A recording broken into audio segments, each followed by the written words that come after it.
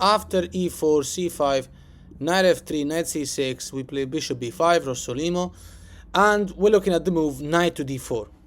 So as we know from the previous video, we take the knight. Pawn takes back and now c3. So in the previous video we went through all sorts of stuff like e5 and so on. Let's look at 3 lines that we haven't seen at all.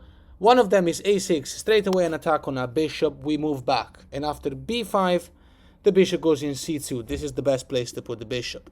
Now, a few options here. Let's see how to take this game.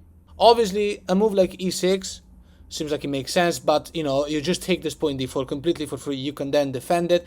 There's no compensation at all. So let's not look at that. Let's look at, let's say, for instance, queen to b6 is one of the most popular moves. Okay, d3. And obviously, if we get taken, then we've got an incredible center. A move like e5, for instance, you take the pawn. Pawn takes back. Bishop goes back to b3 now. The reason is simple. Black is so far away from being able to castle that we've basically already won the game. Let's make a developing move. Let's say bishop e7, you play queen h5. It's completely over. Our opponent will have to stop the checkmate threat, but how? A move like g6 or knight h6 doesn't work, obviously, g6 or whatever black wants to do. You have a move like this, which is basically attacking the square f7 with a deadly attack and the rook. And here in my argue, what about a move like queen to f6?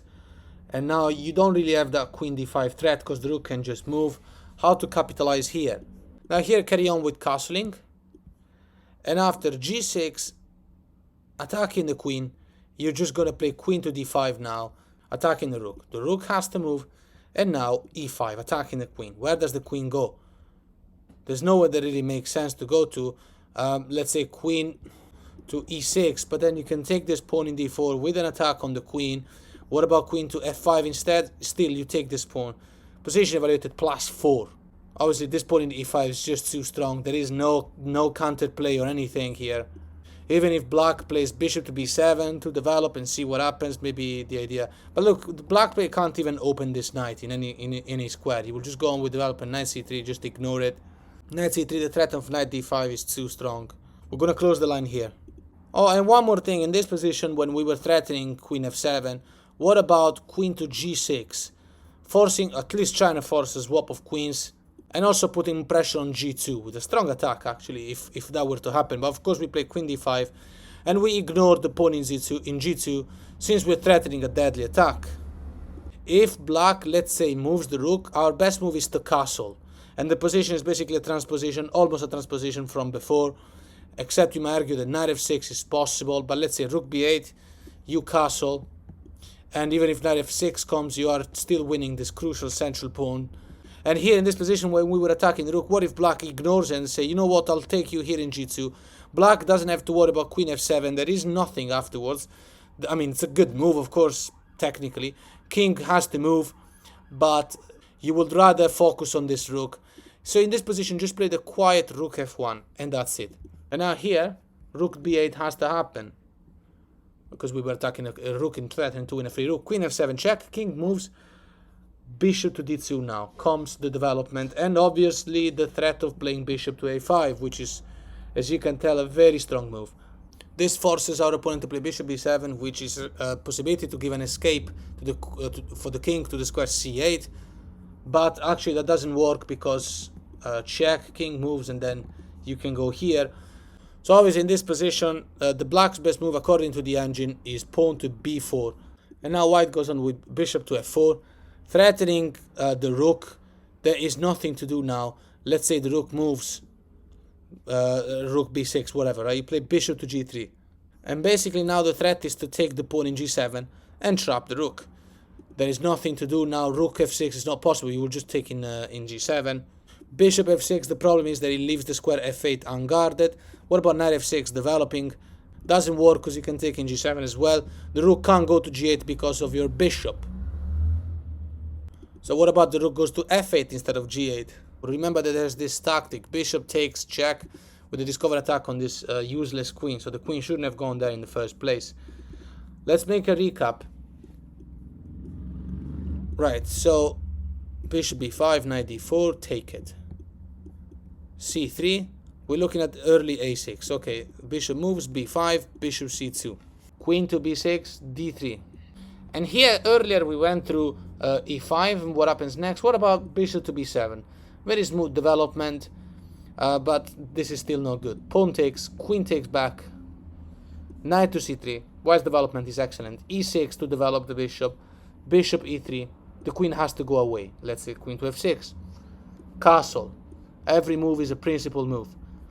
Bishop to b4 by our opponent, especially because this knight is really good if you think about it.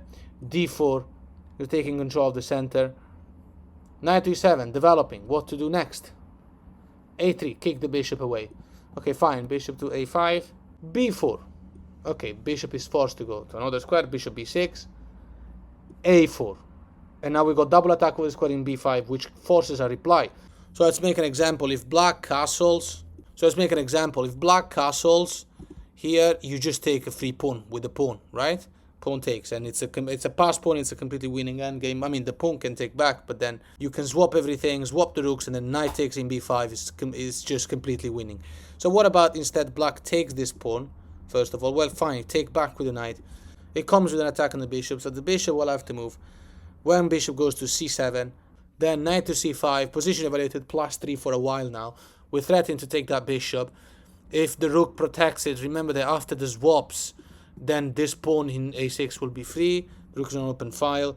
If instead the bishop retreats, then obviously b5 comes. And this is even stronger because now this is a strong passed pawn. The pawn in a6 is pinned. So in this position, when mentioning pawn takes, knight takes. Okay, what about bishop a7? Do we still play knight to c5? Yes, we do. Here we play knight to c5 with an attack on the rook and also double attack on the pawn in a6. It's very important. The b pawn will become a passed pawn. If bishop does take the knight, black is losing the bishop pair. We take back with the b pawn. We've got a strong center. Position evaluated +350 or something like that. White has a plan of simply playing queen to b1 and just infiltrate. So let's say, for example, white has a plan of infiltrating through the open file. So let's say, for example, castle, queen to d2. Obviously, bishop g5 is a strong threat at the moment, threatening to win a knight. Queen to g6 puts double attack on the pawn on e4. Doesn't matter, you play d5. And you're going to produce a passed pawn because of the breakthrough at this point. Let's make an example. Pawn takes, pawn takes. There's an attack on the queen. So queen h5, you play c6. Right? This is the breakthrough I was talking about. Now you may argue that black's got enough defenders over that square. The pawn can take, and when you take back, black's got 2 more defenders. But then you're missing out on the move queen to b4, which makes a fork. Pretty unusual fork, but it is a fork nonetheless. Okay, so back in this position, let's make a recap. Knight d4, take, c3, and now a6 straight away. Okay, bishop goes back, b5, bishop c2. So let's look at something we haven't seen before, which is the e5 move. Here we take, castle. Let's look at this variation. We haven't seen it at all. Bishop to c5. Okay, bishop to b3. Going for the pressure on f7. This cannot be stopped with knight f6. Black cannot just go in castle with development because knight e5. And when the knight the knight will be forced to go back to g8. If instead the knight goes to e4, bishop d5 wins a piece. So in this position, what about black plays d6 first of all to put more protection over e5? Okay, d3, knight f6 now, bishop to g5. And we're there to keep this pin forever. If h6, you move back. If g5, you move back. Castle, h3. Just the usual London type of move to preserve the bishop just in case you potentially go into h2. This is a good bishop. Bishop to e6, obviously we don't want to make this swap. So if they try that, play knight d2.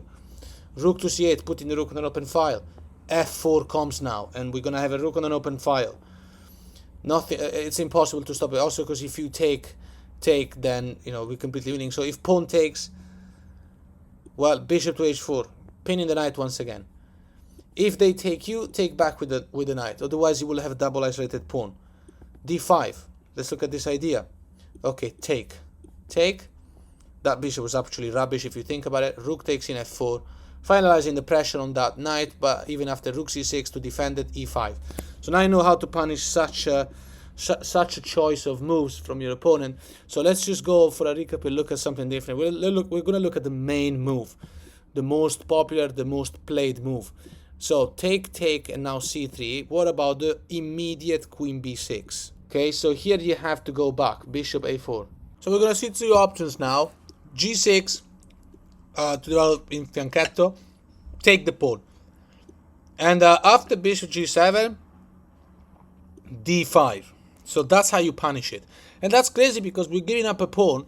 So bishop takes in b2. Bishop takes, queen takes to trap the rook. Obviously this doesn't work because you're gonna play knight c3, and that comes with great development. So after queen back to b6, rook to b1, which was gonna happen anyway, queen back to d8, and now queen to f3. Here the best move according to the engine is king to f8, but to be fair, there's nothing to do. If black plays knight h6, try to develop, queen to f4 attacks the knight, and there's nowhere to put the knight. The knight is forced back to g8, and that allows us to play knight b5. And with threat in knight c7, this is unstoppable now. So if black plays knight f6 to develop whatever, knight c7 is the best move, and you take it from there, you're winning a rook. d6 is not possible to stop that, because knight to d6 would be a double check, followed by a checkmate. So what to do at this point? King f8 is best move to avoid checks, but knight c7 comes anyway. Rook to b8 saves the rook from the knight, at least for the moment. But still, you make a check, pawn takes, only move, and now you take. And that is the best thing you can do with this position. You're completely winning. And in this position, instead of knight h6, what about knight f6? Does it change anything to speed up development? No, because you attack it straight away. The knight has to move. Knight to h5. Let's look at this type of idea. We haven't seen it. d6. Taking control of the square c7 even more. This is a torture. If pawn takes, you might argue, well, okay, g4 comes now. The knight has to move. Only square is knight to g7, which is completely ridiculous. Knight to e4 with the idea of reaching d6 or f6, unbelievable squares. This is now unstoppable. Castle, well, fine, just check. King moves. And now queen to h3, capitalizing on the weakness in h7. This cannot be stopped. If black plays h5, that loses immediately to queen e3, and you're infiltrating no matter what into h6, obviously. If instead of h5, what about knight back to h5? Well, then just take it. It's the only thing left to do for our opponent. Rook to e8, threatening to take this pawn with check. We don't even need to take it. You just take in g6, and that's it. If rook takes you in e5 with check, king to d1, and nothing stops you from checkmate very soon. So let's take things back. Let's have a look at another line. The best move, basically. So knight d4, take, c3. So we're looking at the immediate queen to b6. Okay, bishop a4 has to happen. We're still looking at g6, the fianchetto idea. Okay, take, bishop to g7. Now d5, bishop takes, take, knight c3. And when the queen goes back, rook to b1. Queen goes back. Obviously, we're not going to look at queen c7 because knight b5 is a move that is going to happen. So black at least wouldn't want that to happen with white gaining a tempo. So queen to f3 comes now, developing. Let's look at king f8. Best move to unpin this pawn and carry on with potentially a normal game. Queen e3 comes now, which means that the black knight will not be able to go to h6. Neither f6, because also queen h6 is a threat. So let's see how also things go. d6 looks like a very reasonable move. Maybe bishop d7, forcing a swap of bishops, or at least trying and developing. Well, queen to d4, threatening the rook. Okay, this has to be stopped. Knight f6, fine, you play f4. With the idea of playing e5. Now, e5 cannot happen by black, because you can just take en passant. And it's completely winning for white, as you can tell. So e5 is really bad. What about king to g8? To go and help that rook. Oh, fine. h3, preventing the bishop and the knight mobility. Knight to h5, trying to go for g3, but it's not a problem. Just castle. Position is like much stronger, much better for white for a long time at this point. Let's just see some alternatives here. If black plays a6 with the idea of playing b5, right, just to make an example, either way you're going to play bishop d1, attacking the knight. The knight will have to move again. Knight to f6, fine, now we can play e5. Okay, take just gives a fantastic, even easier endgame for white. Knight d7 instead, well, e6. So if they don't take you, then you can push to e6. Okay, well, take, otherwise pawn takes f7 would have been too strong. Knight to c5. Double attack on the pawn in e6. How are we going to defend it? f5. And the only thing, well, obviously this is completely over at this point anyway, but pawn takes. How do we deal with this? Rook takes. And now we are going to lose that pawn. But how? Obviously bishop takes doesn't work because you can play check, and then the queen's infiltrating in g7, it's game over. If instead black takes with the knight will be protecting more squares around the king, but then bishop to b3 pins the knight to the king, and we're gonna leave it there.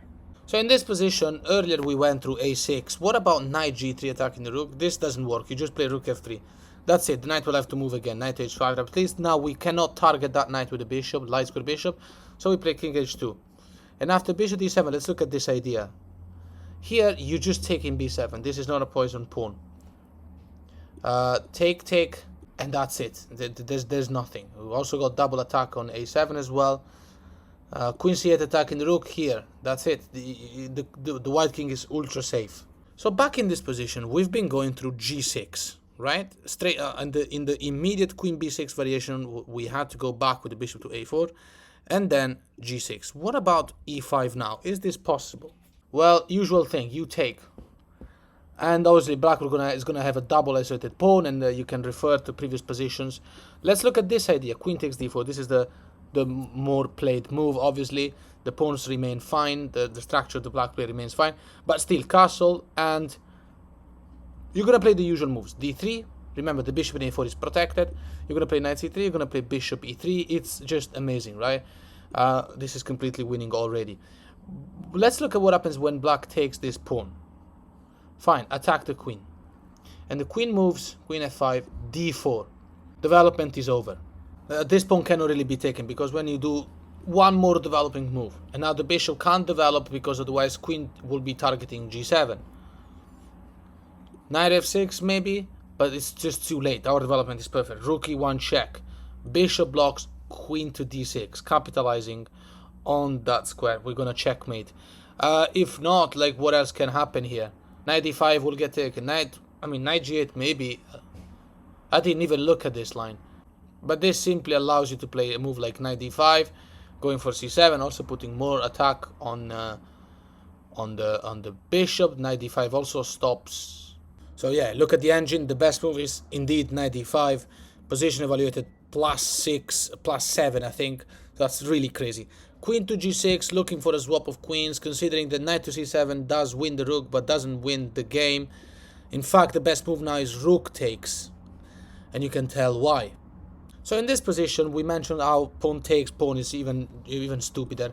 Let's see some quick development of the black pair. Black is only 2 steps away from being castled and play a normal game. Bishop b4, rook to e1, putting pressure on that pawn. This cannot be protected with the d pawn because it's pinned, so f6. Fine, you take, and when they take back, the winning move is queen to d4, finalizing the attack on the pawn in d4. And we're going to be able to play rook d4 takes with check, and also win the queen. There's no way around this now. And even if black takes your knight in c3 now, the most accurate move is pawn takes. This is the demonstration of how amazing white development is, to the point that we can play any quiet move. Obviously that is the best move because we needed to protect the queen, and there is absolutely 0 ways to protect this pawn in e5. So in this position, as mentioned, so after f6 in this position, as we mentioned, this cannot be taken. What about knight to e7 now? Okay, bishop to c2, attacking the queen. Queen to e6. Now we can recapture this pawn. There's an attack on the queen by the rook, so queen to f6. Knight to d5 capitalizes on the weakness being this bishop misplaced. Queen to c6, for instance, you just win the bishop, right? There's nothing. Queen instead to d6. Here, sacrifice. I mean, it's not really a sacrifice if you think about it. It's just a free knight. King to f8, and it's checkmate soon with queen f3. If instead the king goes to d8, then the rook can just take this pawn as well, and you can take it from here. The last line, and then we're going to close this video. So we're playing Rossolimo. Black is playing knight d4. Fine. Take, c3. What about the early knight f6? Straight away this move comes into the game, comes with an attack on the e4 pawn. e5. The knight has to move. Knight d5. Castle. Knight to c7 comes with an attack on the bishop. bishop to c4. g6, trying to develop in the fianchetto. Queen f3, straight away going for a checkmate. We can assume the black will not see it, and we're just gonna checkmate straight away. But let's say that for whatever crazy reason black were to play e6, well fine, just take this pawn. Bishop to g7, knight to c3. Look, this is completely winning for white. I'm only just showing moves because this is black playing the best moves, but still not making it enough to win. And if you wanna understand how to always win, then just watch all the other videos to exploit these patterns specifically. We've talked extensively, especially when you look at the video how to beat this, the hyper accelerated dragon when you have this pawn d4 in e5. Black is sacrificed too much of development and it allows us moves like knight e4, knight d6, knight f6. These are happening. Castle. Okay, fine. b3 is the best move. This is in order to allow development, potential development on both diagonals from the dark squared bishop. And here, like, let's just finish this line. Here, black, let's try this idea. Also because black can't move a thing, can't move the knight anywhere. That makes sense. Knight to e8 wouldn't have any future from d6 or f6.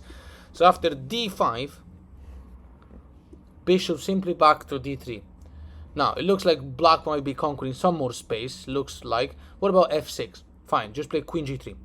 Okay, and when they take, black has a backward pawn, so that you shouldn't forget. b6 with the idea of going to the fianchetto. Bishop a3 attacking the rook. Rook to f7. Rook 8 to c1. And after the bishop moves to the fianchetto, knight to e2. We don't have any future going to e4. That would have been a great square, but we don't have access to e4. So rook c8, putting the rook in an open file. Knight to d4. We're going to close the line here.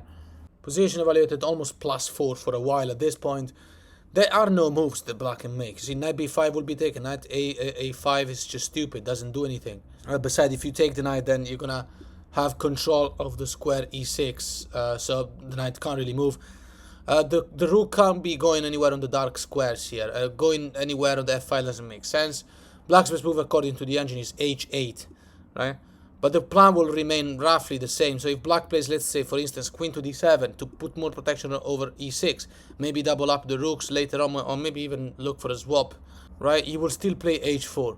Let's look at now this move. Seems to be making sense. Obviously, h5 is not possible to push because you will win in g6. Bishop to a6 now. The idea of swapping with this bishop, tremendous bishop. This is obviously met with rook c7. So that doesn't work. And back in this position, instead of bishop a6, what if black, let's say, messes around, let's say rook e8, considering that black cannot make a single move, right? Rook e8, right, and just maybe messing around between c8 and e8, right? You play bishop to d6, putting double attack on that knight. Fine then, what about rook back to c8, exactly as we thought? Well, now h5. And we're winning a pawn in g6 with a tremendous attack. Black doesn't have any counterplay whatsoever. What about pawn takes at this point?